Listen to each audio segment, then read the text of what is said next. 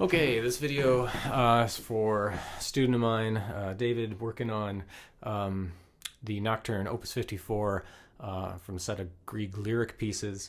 And the question was, how can I get more interesting variety in colors, textures from the trill and the tremolo on page 2 of this, page 2 for us, so kind of this B section of the Nocturne. And so for me, it's first of all, you got to get things lined up properly. So the 16th notes, those triplets, have to be exact.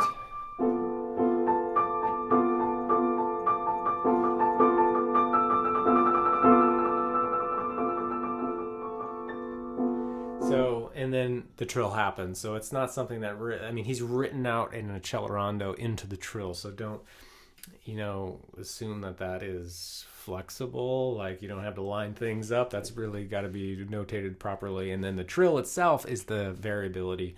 So for me, during the trill,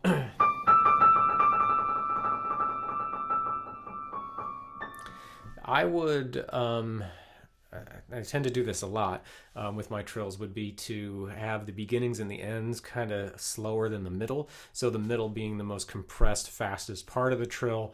And I mean, technically what I'm doing is kind of this triplet turning into a quintuplet, and then kind of this maybe a division of like 30-second notes or something in the middle, and then kind of doing the same thing in reverse on the way out. So triplet, dee da da da da dee da da, and then kind of winding down there. So I think that works pretty well. He does label it kind of this entire thing as a decrescendo during the trill. I kind of save a little bit of that, maybe still growing a little bit into the trill and then more of a decrescendo at the end. But the point is it's got to be flexible. So that was a question. I hope I answered it.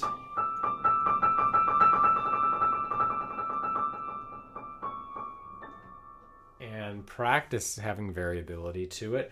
Now, most people are going to have very easy time doing variability or having a variable sound to their trills when they're not doing anything in the left hand. The real trick is to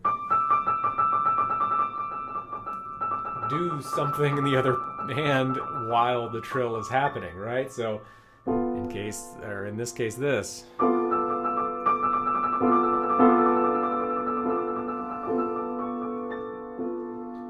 So my suggestion would be to pick anything. Pick a trill. This one, go for it. Start super slow.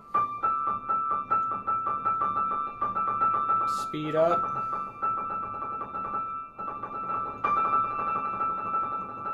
Slow down,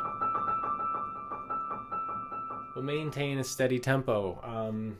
This time I'm going to use just a D minor chord. Why don't we do the same one? Well, let's use D minor chord, just to be different.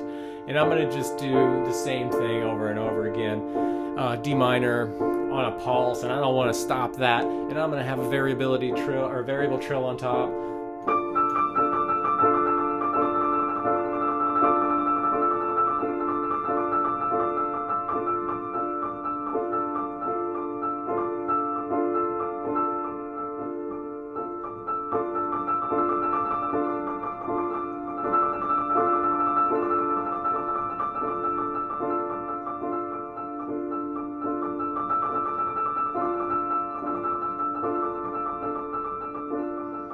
Most people have a lot, really hard time doing something like that, but that's what piano's all about, really, is being able to divide our, tasks independently from hand to hand, from finger to finger. An important thing to note with that, though, is that when I started to increase speed, like I was placing the pulse, actually, of what I was doing in the left hand on a different note. It wasn't always on the D, right? So we're kind of hardwired to always feel things in 2s and 4s, right? And then especially when we're doing a set of 2 notes, right?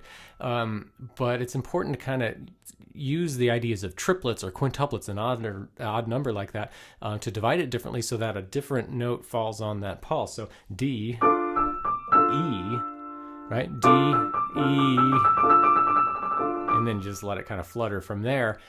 If you set it up as D, D, D, I mean, you really don't have anywhere else to go but double your tempo, right? So he sets us up like that with the tremolo as being a division of 2 and then a division of and then triplet sixteenths, right? And then finally the trill. So why not do that to the trill as well? So listen to that. So sixteenths,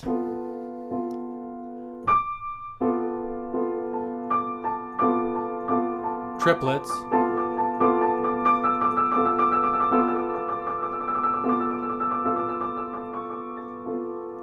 do the same thing in the right hand with the trills. So, I mean, to some degree, it's kind of like a faster version of what happened previous to that. Okay.